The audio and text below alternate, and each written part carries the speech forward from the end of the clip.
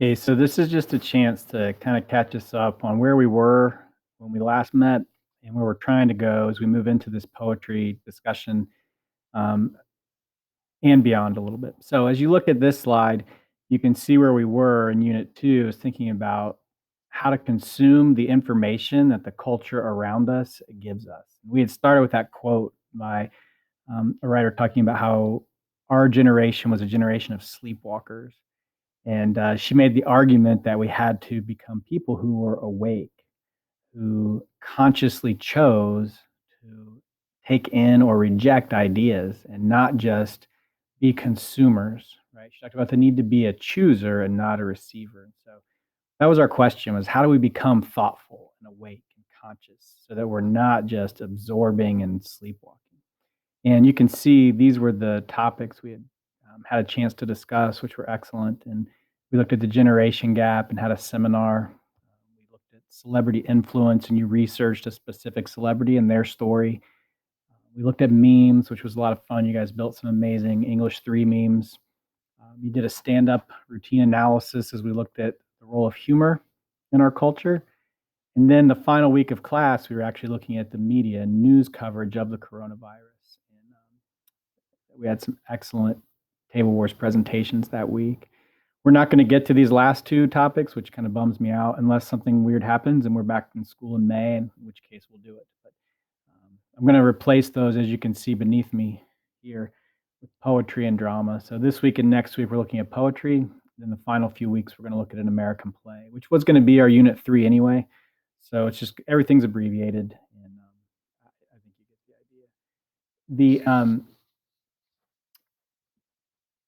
The content we were looking at was analysis skills. And so you can see our definition that we had kind of worked with here is breaking something down in order to put it back together. And we looked at the two guiding questions of what's worth noticing and why does it matter? And then finally, the pieces to the left there, the idea that context creates choice. That all pieces of writing exist in context, and poetry is going to be no different. And that creates choices for the writer, and the context pushes the writer to say things in a certain way. Okay, the choices then the writer makes create effects, and we talk about that by talking about tone or mood, or if it's nonfiction, we might talk about the appeals that are being made: logos, pathos, ethos. Finally, then those choices and the effects work together to reveal the author's purpose. And everything in a piece points to a purpose, especially in a poem. The diction does, the images do, the figurative language. Anything you're kind of picking out, it's going to point ultimately to the purpose that the writer has.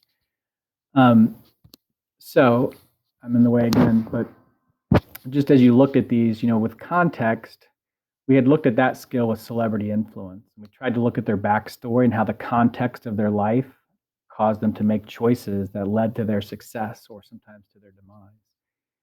We looked at the effects when we studied memes and tried to think about the tones and the appeals that certain memes held. Even though they seemed simple, some of them were pretty complex. And you did a Google form where you analyzed one meme, looking at the specific effects inside of it.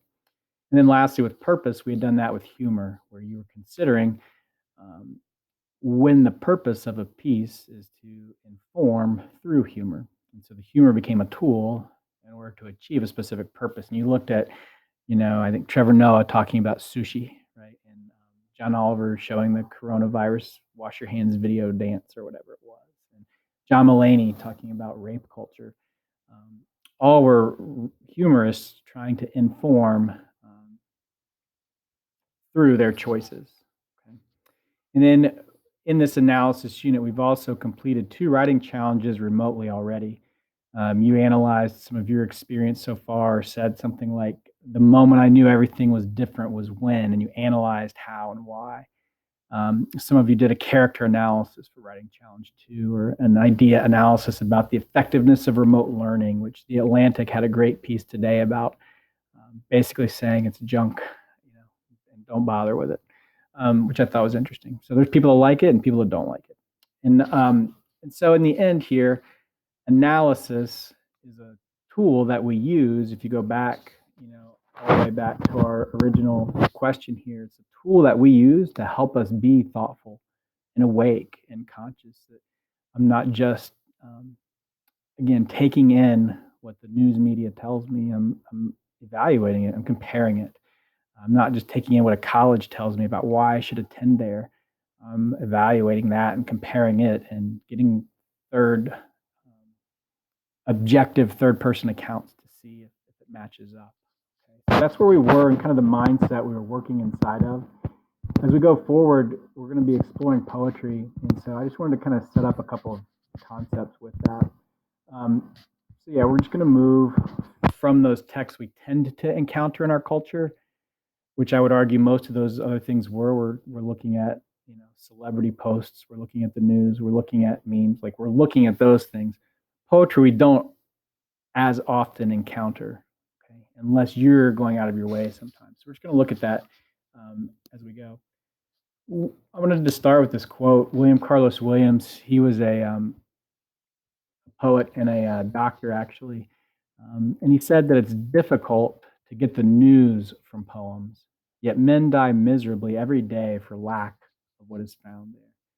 I always kind of found this quote to be really compelling as he is trying to say, I think, if I paraphrase it, just that there's something really essential and relevant within poetry, even though maybe it's not functional like the news is, right? The news tells me I should not stand within 6 feet of somebody when I go to Home Depot yesterday, even though there was like 600 people at the Home Depot, right? A poem's not going to do that. It's doing something different, right? A poem's going to talk about maybe like what it's like to feel isolated. That's totally different, right? And Williams makes the case that that kind of information is somehow like just as relevant and just as vital as knowing that I've got to stand 6 feet away from somebody. It's a different function, which takes us back to our discussion this year about mode. Right? Remember mode we talked about. It's like modes of transportation, right? You can get there in a car, or you can get there on a bike or a kayak. Each mode is a distinct experience that you're going to have, though. It's the same here. A news article is going to give you information, usually quickly, usually objectively, okay? Usually with some quotes from sources, right? Poem is going to give you more of an experience. It's a different mode, right? Different experience with a thought and an idea, okay? And that's where we're coming from. And so I like this quote. And I like that if you take out his middle name, it'd be William Williams, right? Which is kind of silly. So we're going to work with two essential questions. One is poetry more or less relevant in our modern technological world? And so as things change, does poetry still have a place or not? And then secondly, what is poetry? Right? What counts when we think about it? So as we think about whether it's relevant, that's kind of where our focus is this week. I'm having you explore in order to think about poetry's relationship, for example, with social media. And you're going to look, some of you will look at Instapoets, these poets who have used Instagram as a venue to become really successful. Some of the best selling books of poetry in the last 5 years have been Instapoets. And so there's some connection there, right? Something that overlaps between these two worlds that is interesting. And so why is that? Then secondly, what's poetry's relationship with popular music? And I'm going to have you kind of dig into Kendrick Lamar, who won the Pulitzer Prize a couple of years ago for his album, and just starting to think through that. Like, is hip hop and our rap lyrics, are they poetic? Are they poetry? And so we're just looking at these two avenues, these two intersections of poetry and our culture, just to see, like, is it still relevant? Does it look different than it did when Shakespeare wrote those sonnets that we can't understand, 400 years ago, or those like haikus that people wrote like even longer ago that are about like a rock landing in the water? Anyway, you get the idea. Then as we think about the second question of like, what is poetry? We're just going to use this definition. I think it's a helpful definition. It just, like some people say any text could be poetry. I don't quite go that far. I think poetry is language that says more and says it more intensely than ordinary language. And so there's two parts to that. Saying more tends to get to the figurative language that poets attach meaning to words, to images. It's heavily metaphorical, right? They're trying to say more than just what they're saying. So when it's a poem about a rock splashing in a pond, it's usually about more than that, right? And it says it more intensely. We can see that just by looking on the page. There's fewer words, right? It's not, I've got, this is a fat book, right? This guy's got thousands of words to convey his idea.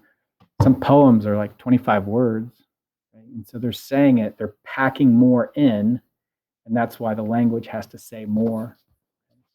Um, as we look at it, I noted sometimes that intensity can come from the rhymes or the structure. Sometimes it's from the imagery used. That's why it's helpful for us to know those terms and talk about those terms. And then its traits, I mentioned it already, but it relies on pictures and on metaphors. It's language that implies, it does not state directly, typically. Okay? And that's frustrating if you're a person that wants to get stuff and get it quick, right?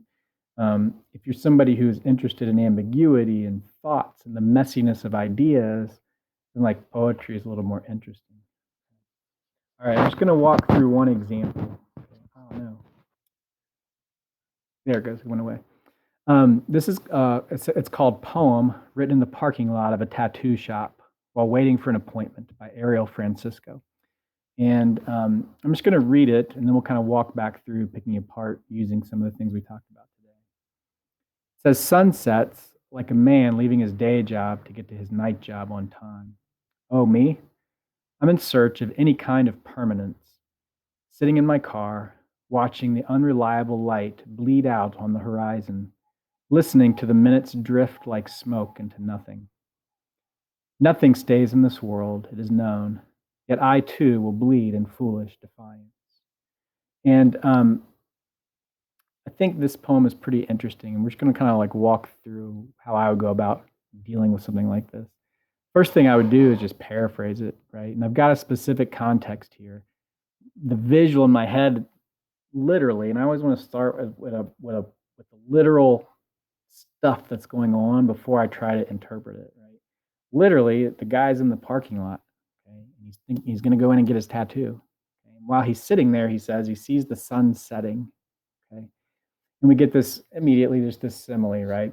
It sets like a man leaving his day job to get to his night job on time. And if you know that drill, right? Your shift starts soon, and you've got to get out of there. And so we've got this simple image of the sun setting, right? But the sun is, as we know, it doesn't like go away, right? We don't see it, but it's going somewhere else. It's going to its next job, right?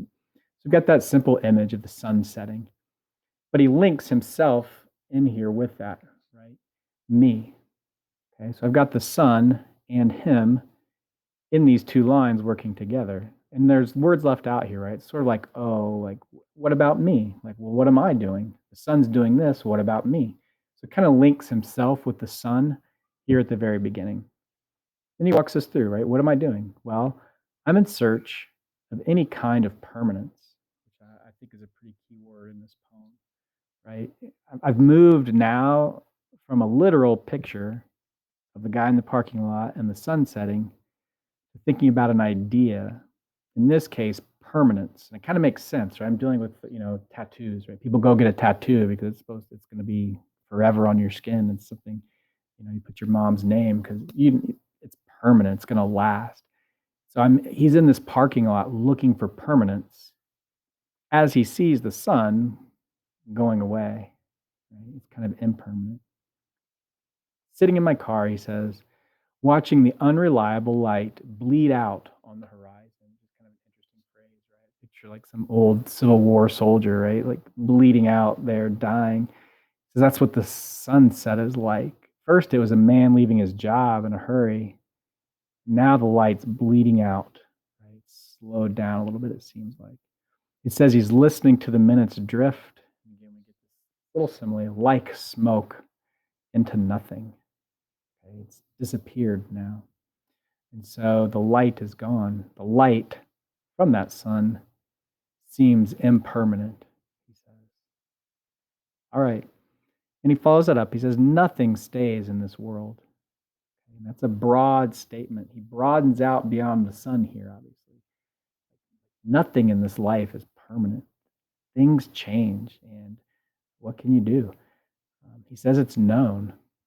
Yet, and that's kind of this little turn that we get here in the tone, right? Yet, I too will bleed in foolish defiance, he says, right? That he's coming here to get his tattoo, to find something permanent that will stay in this world where nothing stays. And so, if I pull this together, I think, we've got this poem that's thinking about this idea.